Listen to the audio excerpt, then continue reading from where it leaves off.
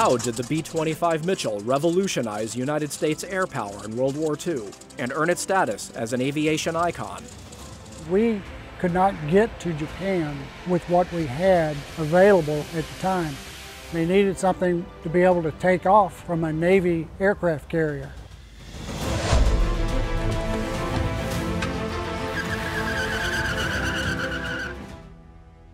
Sometimes, the most historically impactful things can be found in the most unassuming of places. From the outside, this hangar at Jim Hamilton L.B. Owens Airport looks just like any other. But housed inside is a relic which helped change the course of world history. I'm your host, Andrew Davis. Not far to travel this time around. From our home base in Columbia, South Carolina, this artifact is right in our own backyard.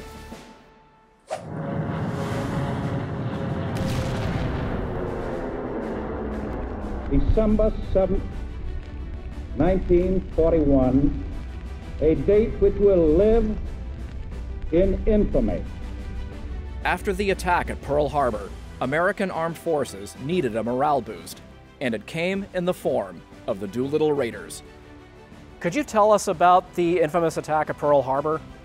The attack on Pearl Harbor, of course, as we all know, it was a surprise. We were ill prepared when it occurred in a number of ways, but one way was we could not get to Japan with what we had available at the time. Of course, ships getting there, they could be easily spotted and that sort of thing. We didn't have aircraft that could just go because we didn't have forward bases that we could fly from. So the mission of the Doolittle Raiders was a huge morale builder for the people of the United States and for the service personnel that were conducting this operation, in that we were able to advance with our aircraft carriers that did not get attacked in Pearl Harbor because they were at sea, but move in close enough where we could actually launch an attack on Tokyo. As little effect as it actually had, it was a big morale booster for the U.S. and for all the servicemen involved. Lieutenant Colonel James Jimmy Doolittle needed volunteer air crews for this retaliatory strike against Japan, and those crews would be found here in Columbia, South Carolina. When the Japanese bombed Pearl Harbor, morale was very low in the U.S. and through the military. They wanted some way of coming in and showing that we could fight and we could build the morale back up. Jimmy Doolittle was an aviator in the Army during World War I. When World War II broke out, he was selected to do a special mission and to choose the teams that would fly this special mission. South Carolina was a primary training base for B-25s at the time. There were numerous bases around South Carolina, and they selected Columbia Army Air Base to be the focal point for that training.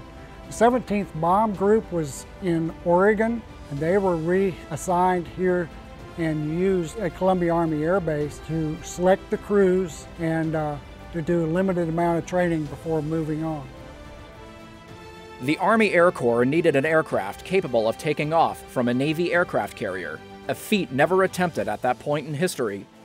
U.S. Navy Captain Francis Lowe felt that twin-engine Army bombers could take off from an aircraft carrier. Colonel Doolittle was the perfect man to make that plan a reality. Other aircraft were considered, but B-25 had a couple of things: the size, it could carry a payload, and it had the range to do the mission.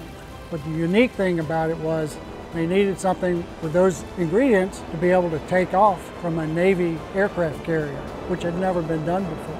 And so therefore it was selected as the aircraft of choice. On June 6, 1944, on the exact same day as the D-Day invasion in Normandy, a world away, here in South Carolina, low-altitude bombing exercises were being conducted with B-25 trainees over Lake Greenwood.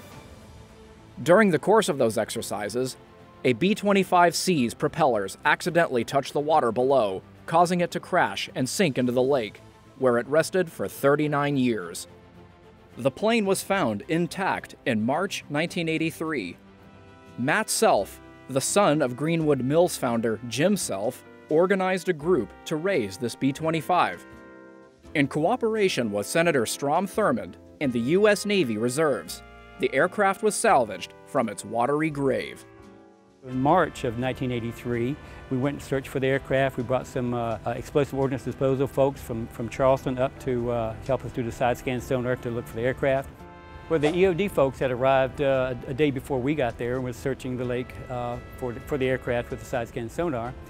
Then, after that March weekend that we found the aircraft, we went back and started our process, worked at getting the tasking from the Navy to recover the aircraft, and then started the project for making our salvage plan, getting the assets available to us to make it work. There were so many volunteer companies that provided things, such as Duke Power provided some of the barges, things of that nature, and we scheduled it in August.